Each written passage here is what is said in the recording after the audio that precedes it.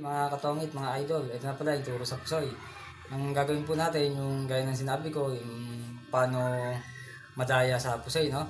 Kasi marami to mga idol, no? Iba-iba nga lang estilo ng mga bangka. Ganito po ang ituturo natin.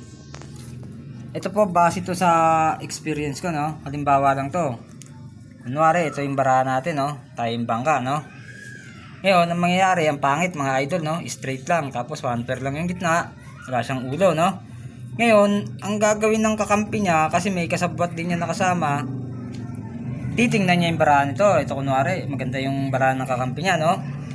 Titingnan niya ng parehas na ganyan, nakataas parehas yan mga idol, kung nakikita niyo, no? Habang busy yung dalawa sa kakabaig.